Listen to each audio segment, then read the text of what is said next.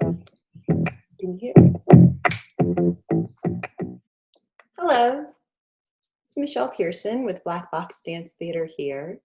And I want to address something today that has been a challenge for many of the artists at Black Box, and I imagine for you as well. And that is participation. We really miss that exchange of ideas, of hearing the voices, and actually getting that ideation from the kids in the moment that we're creating something. So I wanted to share with you something that Black Box has done all over the world in classrooms of all ages, and how we've translated it to this remote kind of exchange of and participation in a classroom.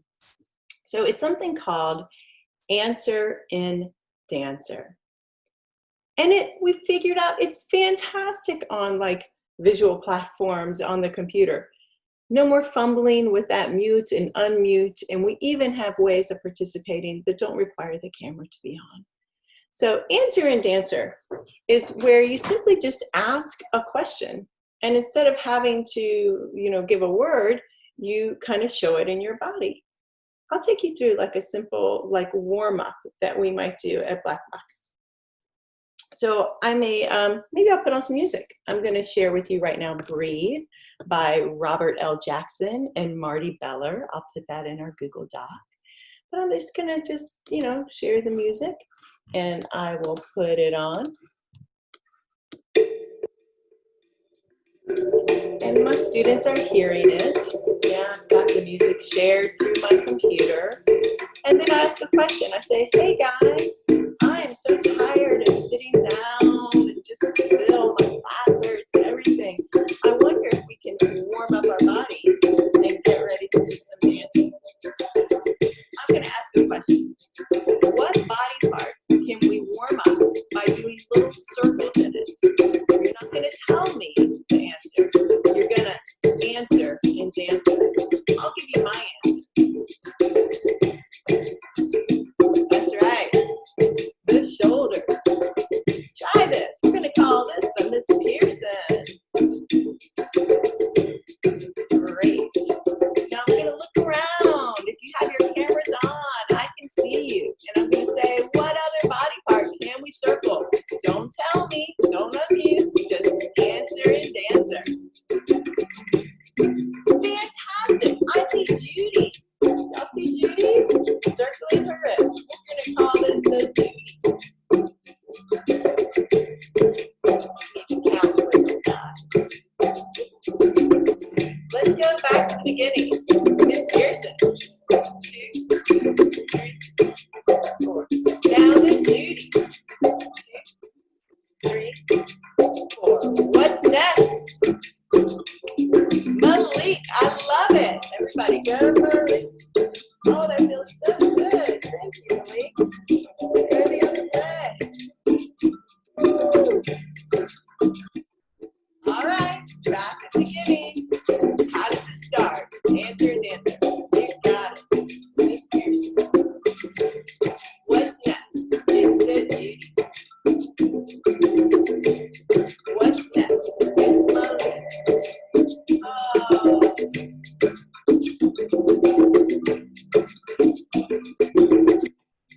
And you can keep going with that.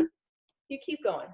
However many students, maybe you have a little list of, who you've heard from and who you haven't, who needs to be witnessed and acknowledged. And, you can call them out sometimes. If you see them just sitting there, you can say, Cody, what body part can we circle?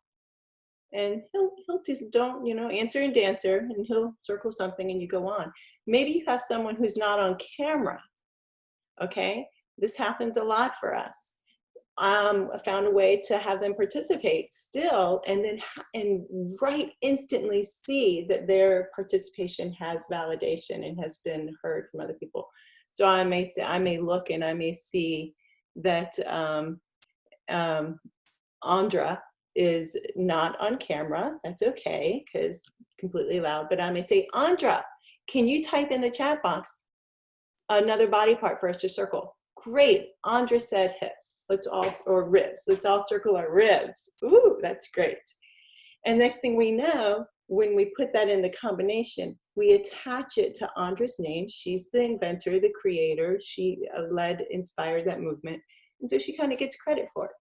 So let's go ahead and practice our whole warm-up dance. Ready? You can try with me. And we're teaching 8 counts at the same time. We got Miss Pearson. 2, 3, 4. Who was it? Judy. That's right. Thank you. All right, Malik's already remembering Malik. And Andra. Andra. Great. Once you know how to answer in Dancer, which is communicate and answer an idea or a thought with your body and not with your words, that opens a whole window into how we take in words, ideas, images, and the relationship they have with our bodies. Maybe it's a poem, maybe it's a book, maybe it's a little passage or a paragraph. It's grade appropriate, it's content that you're working on. And you just want to either understand the meaning a little deeper, or maybe you're just working ELA and want to understand the grammar. So like here, this is a book called Grandmother Stories. I love it. A friend of mine, Burley Newton up in Massachusetts, wrote this. And it's wise woman tales from many cultures. So from all around the world, they had these kind of traditional cultures. And who knows, maybe we're studying this in social studies, or maybe we're just kind of having a little journey here. So let's see, ooh, here's one from Sudan, Senegalese, they're from all over Russia. Okay, they're all over. Here's one from Japan. I'm just gonna use this as an example of how we might do a lesson of deepening our understanding around, say, the difference between a noun and a verb. So I might hold up this piece of text to my students, or maybe I have it copied somewhere, and I'm going to ask them simply to read it.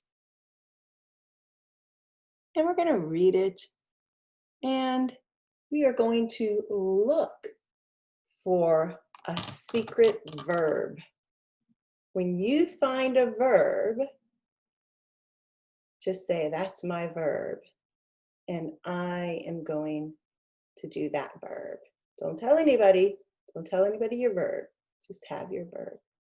Has everyone picked a verb? Great.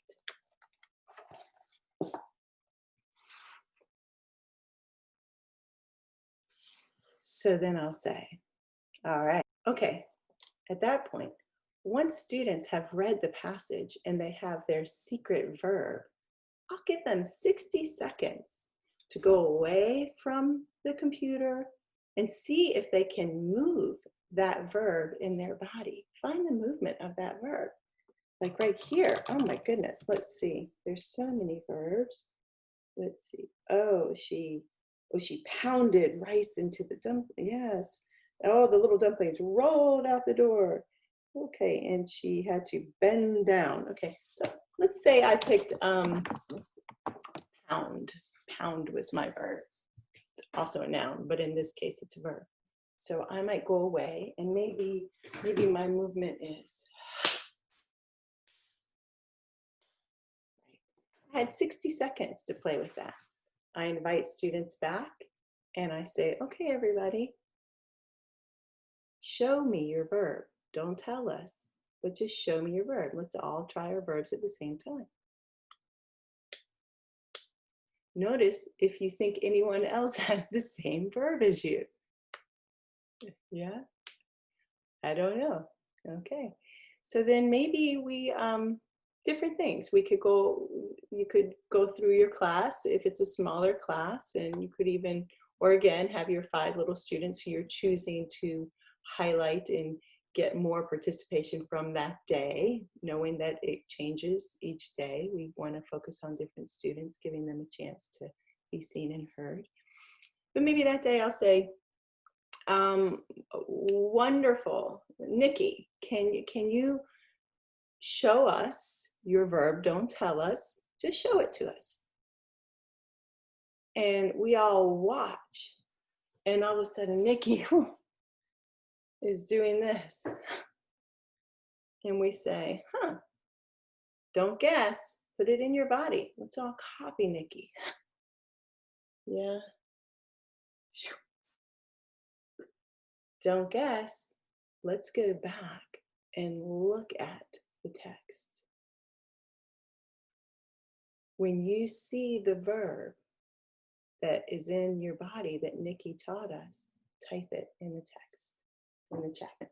We're hitting so many standards. We're identifying verbs, we're embodying it, we're doing a little bit of visual literacy, looking for that. We're referring back to the text. We're citing where it was. And we're confirming that we kind of aligned all of these things together.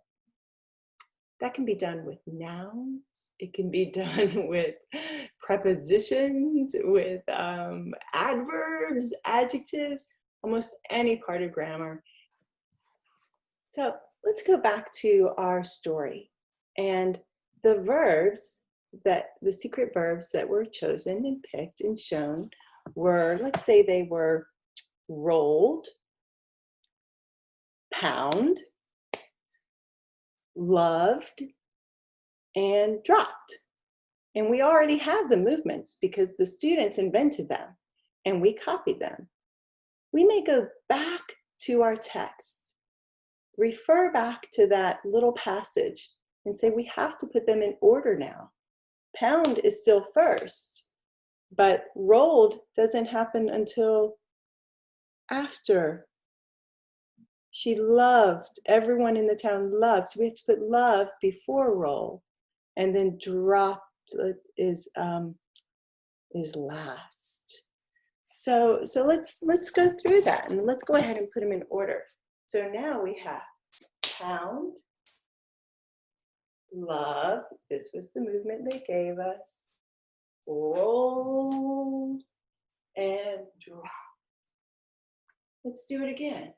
Pound, love, roll, and drop. We have what I call a movement study. And it is sequentially from beginning, middle, and end, matches what was in the text.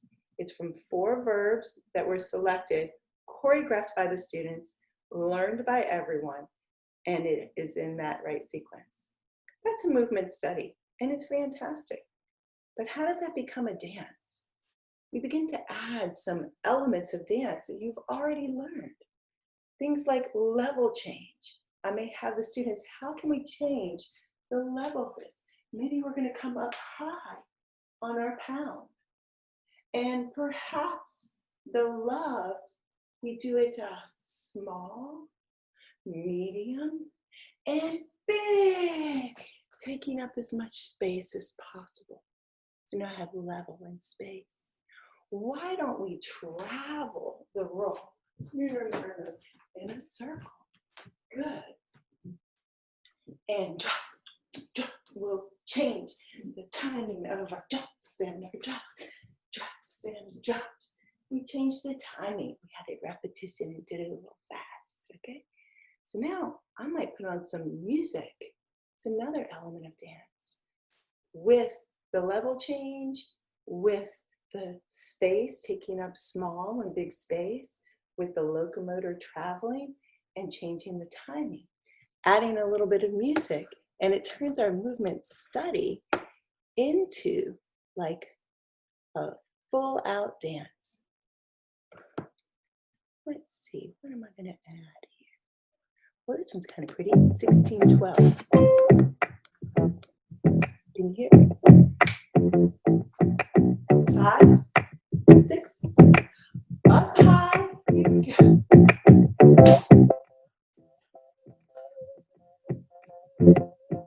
Hey, take it around. 4 drops. It's a sense need to take. Again. Sometimes I write a little song so you don't Whee! Sometimes I write a little song to remember the lyrics. So I go, hey, well, that's close to my